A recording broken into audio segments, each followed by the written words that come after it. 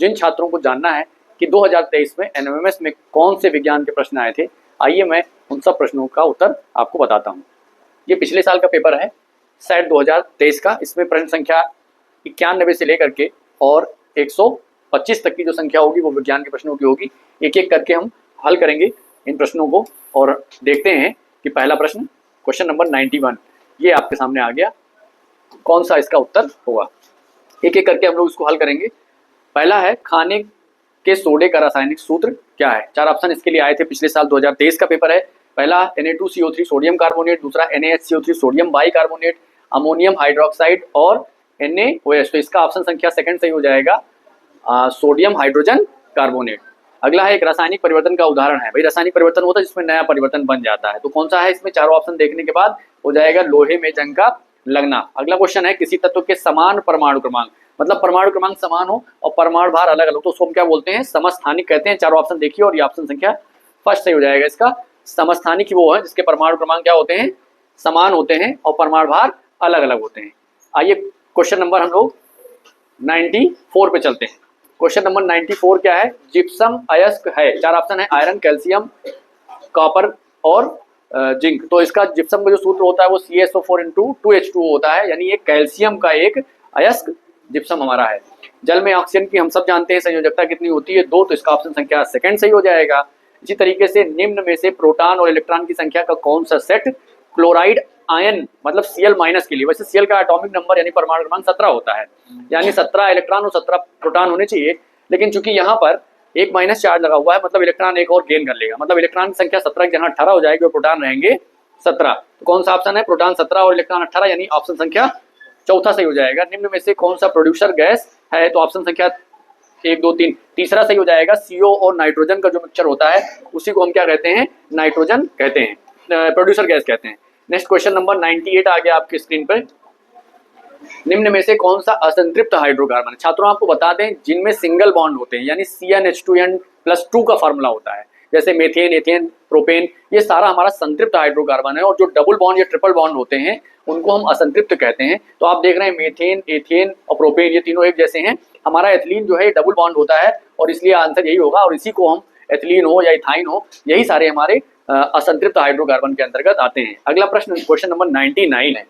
Brass निम्न में से किसकी मिश्र धातु है? तो आप चारों ऑप्शन देखने के बाद आप सबने पढ़ाई कर रखी है और इसका ऑप्शन हो जाएगा तांबा और जिंक। ठीक है, तांबा और जिंक। नेक्स्ट क्वेश्चन आ गया, यदि B1 तथा B2 क्रमशः एक चुंबक के मध्य तथा अंत सिरे पर चुंबकत्व को प्रदर्शित करते हो, तो अगर चुंबक की बात करें और चुंबकत्व मध्य और अंतिम सिरे की बात करें, तो आप बताओ कि जो है चुंबक के किनारों पर ज्यादा चुंबकत्व होगा या बीच में ज्यादा होगा? उसके हिसाब से चारों ऑप्शन को देखने के बाद ऑप्शन संख्या कौन सा सही हो जाएगा? तीसरा ऑप्शन सही हो जाएगा। यानी B2 जो है, B2 का मतलब हो गया अंत में सिरे, कोई भी चुंबक होगा तो उसके लास्ट में यानी जो सिरे होते हैं उन पर चुंबकत्व ज्यादा होता है, चुंबकत्व बीच में कम होता है। तो उसी के आधार पर ये B2 जो है वो किनारे की तरफ है, इसलिए B2 is greater than B1 हो जाएगा।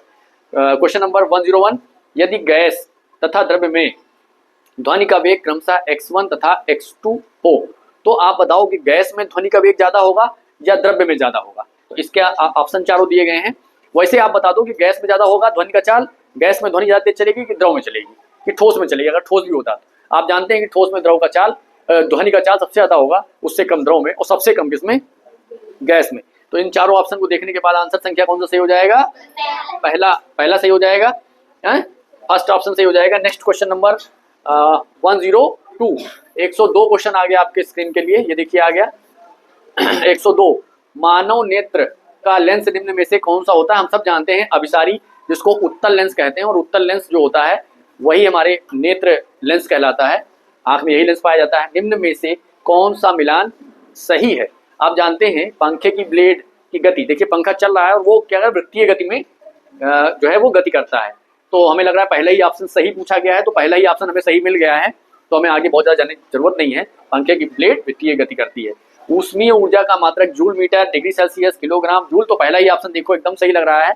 बहुत ही आसान, बहुत ही रोचक प्रश्न विज्ञान के आए थे। निम्न में से कौन सा अनवीकरणीय स्रोत है? अनवीकरणीय मतलब जिसको आप जल्दी जल्दी नया नहीं कर सकते, काफी समय लग जाता है, तो वो है पेट्रोलियम गैस। इसका फर्स्ट ऑप्शन सही हो जाएगा। 105 क्वेश्चन आप पर पहुंच चुके हैं। Next question number 106, 106। निम्न में से कौन ध्वनि परावर्तन का उदाहरण नहीं है? ध्वनि परावर्तन का उदाहरण नहीं है। प्रतिध्वनि, अनुरणन, खिलौना, टेलीफोन, इनमें से कोई नहीं। तो आप तीसरा ऑप्शन देख लीजिए, यही जो है वो ध्वनि परावर्तन नहीं कर पाता है, इसी यही आंसर इसका सही होगा। निम्न में से कौन सा ब्राउजर नहीं, आप देखते हैं ब्राउजर वो होता है जिससे आप सर्च करते हैं, कोई भी चीज आपके सामने आ जाती है। तो टेनस्केप, वर्ल्ड वाइड वेब, लॉन्चर और ईमेल, तो इसका ऑप्शन संख्या फर्स्ट सही हो जाएगा। नेटस्केप जो है वो जो है ब्राउजर नहीं आता है। नेक्स्ट क्वेश्चन नंबर 108 आ गया, उक्तियां। प्रकाश की किरणें जब प्रकाशित केंद्र से होकर गुजरती हैं उनमें विचलन नहीं होता है। उत्तल दर्पण का उपयोग ट्रैफिक अवलोकन वाले दर्पणों में होता है। अब ये दोनों बातें सही लिखी हुई हैं। इसमें पूछ रहा है उक्त कथनों में से कौन सा सही है। भाई पहला सही है या दूसरा सही है या ए बी दोनों सही है या ना ही ए और ना ही मतलब दोनों गलत है। ठीक है, ए सही है, बी सही है, दोनों सही है या दोनों गलत है। ठीक है, तो आप बता दीजिए इसमें कौन सा सही होगा बच्चों। इसका तीसरा सही होगा, क्योंकि आप जान लीजिए कि कोई भी ये है और इसके प्रकाशित केंद्र से कोई भी प्रकाश किरण जाएगी तो वो विचलन नहीं होती, वो सीधे निकल जाती है। और दूसरा आप जान ही रहे हैं, उत्तल दर्पण के बारे में कहा गया है, जो भी गाड़ियां होती है ट्रैफिक, उसमें जो रियर व्यू के लिए यानी पीछे देखने के लिए जो बगल साइड में मिरर लगे होते हैं वो हमेशा उत्तल दर्पण होते हैं। तो ये दोनों स्टेटमेंट इसमें सही था। अगला क्वेश्चन नंबर आ गया आपके लिए 109। रक्त का लाल रंग किस वर्णक के कारण होता है। हम सब दुनिया जानती है भाई कि हीमोग्लोबिन के कारण ही रक्त का लाल रंग होता है। तो ये हो गया आपका 109। 109 क्वेश्चन नंबर आ गया आपके। 110 आ गया आपके लिए, मलेरिया रोग क्वेश्चन है। मलेरिया रोग उत्पन्न होता है किसके कारण होता है भाई। अमीबा, पैरामीशियम, एंटमीबा, भाई प्लाज्मोडियम के कारण होता है। क्यों बच्चों। सर्वदाता सब जानते हैं कि ओ ब्लड ग्रुप को हम सर्वदाता ब्लड ग्रुप कहते हैं। केचुए में उत्सर्जी जो होता है उत्सर्गी का होता है। ये सारे बच्चे जानते हैं, जो नहीं जानते हैं हमारे साथ जुड़ करके और वो जानेंगे। नेक्स्ट क्वेश्चन है अगला 113 क्वेश्चन नंबर, श्रवणेंद्रिय। श्रवणेंद्रिय मतलब सुनने की बात हो रही है और वो काम है किसका छात्रों, वो है हमारा कान का। पहला ही ऑप्शन सही होगा। विटामिन डी की कमी से रतौंधी रोग होती है, बहुत ही आसान। अच्छा, सूखा रोग होता है विटामिन ए की कमी से रतौंधी होती है। बी से बेरी, सी से स्कर्वी और डी से रिकेट्स, जिसको सूखा कहते हैं। तो ये हमारा सूखा हो जाएगा। मानव शरीर की सबसे बड़ी पाचक ग्रंथि कौन सी हो जाएगी, वो यकृत हो जाएगी, हम सब जानते हैं। क्वेश्चन नंबर 116 की बात करें, निम्न में से किसमें मुकुलन विधि द्वारा प्रजनन होता है। हम सब जानते हैं मुकुलन जो है वो हाइड्रा में ही होता है। निम्न में से कौन एक तंत्रिका कोशिका का भाग नहीं है। भाई देखो सीधी सी बात है, एक्सान भी है, डेंड्राइट भी है, केंद्रक भी है और रीढ़ रज्जु यही नहीं है। सेकंड ऑप्शन इसका सही हो जाएगा। नेक्स्ट क्वेश्चन नंबर 118 हम लोग करेंगे। 118वां क्वेश्चन की तरफ आगे बढ़ेंगे। बहुत बेहतरीन क्वेश्चन आया था, जिसने भी बनाया था उसको धन्यवाद। नागफनी का पौधा है भाई, ये कैसा है, मरुस्थलीय है, एकदम देखते ही पता चल जा रहा है पानी की कमी में होता है। निम्न में से कौन रेशा प्रदान करने वाला पौधा है। भाई रेशा कौन प्रदान करता है, जूट देता है, नीम देता है, सिंकोना देता है या उपरोक्त सभी देता है। कौन देता है भाई, इसमें सारे ऑप्शन सही नहीं होंगे, क्योंकि सिंकोना की छाल से मलेरिया की दवा बनती है और नीम औषधीय प्लांट है और जूट ही ऐसा है जो कि रेशा देने का काम करता है। कोशिका का ऊर्जा ग्रह हम सब जानते हैं, कक्षा 5 से पढ़ते आ रहे हैं, माइट्रोकांड्रिया चौथा ऑप्शन सही हो जाएगा। कुनैन की छाल को किस बीमारी के इलाज के लिए उपयोग किया जाता है। हम सब जानते हैं मलेरिया के लिए कुनैन की छाल का उपयोग करते हैं, बहुत ही उपयोगी दवा होती है। ब्रायोफिल्म प्रजनन किसके द्वारा करता है भाई, ब्रायोफिल्म मतलब अजूबे की पत्ती की बात हो रही है और वो अपनी संख्या बढ़ाने का अपने जो है प्रजनन की अगर बात करें तो वो पत्ती से करता है, ये हम सब जानते हैं। बहुत बढ़िया प्रश्न है। 123वां प्रश्न आपके स्क्रीन पर आ गया, देखिए 123। निम्न में किस शैवाल का प्रयोग जैव उर्वरक के रूप में किया जाता है। यूलोथ्रिक्स, पॉलीसाइफोनिया, एजोला और नास्टाक। तो हम सब जानते हैं इसका आंसर क्या हो जाएगा, एजोला ही है, जिसको हम जैव उर्वरक के रूप में उपयोग में लाते हैं। नेक्स्ट क्वेश्चन नंबर 124, वो प्रक्रिया जो दुग्ध में स्थित सभी सूक्ष्म कीटाणुओं को मार देती है और निष्क्रिय कर देती है।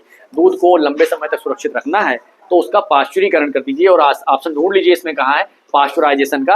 आप समझ गए होंगे क्या कहने वाले हैं। आप पुष्पी पौधा है मतलब जिसमें पुष्प नहीं पाया जाता है, आम, जामुन, केला, फर्ण। तो हम सब जानते हैं आप पुष्पी कौन सा है बच्चों, फर्ण इसका ऑप्शन हो जाएगा। और इस तरीके से आपने देखा कि हमने 135 प्रश्न जो 35 प्रश्न आते हैं आपके, और जो पिछले साल के पेपर में 2023 के पेपर में विज्ञान के आए थे, उस सारे प्रश्नों के उत्तर आपको दिए। उम्मीद है आपको समझ में आया होगा। अगर समझ में आया है तो एक बार लाइक करिए और अगर बहुत अच्छा समझ में आया है तो एक बार सब्सक्राइब जरूर करिएगा। धन्यवाद।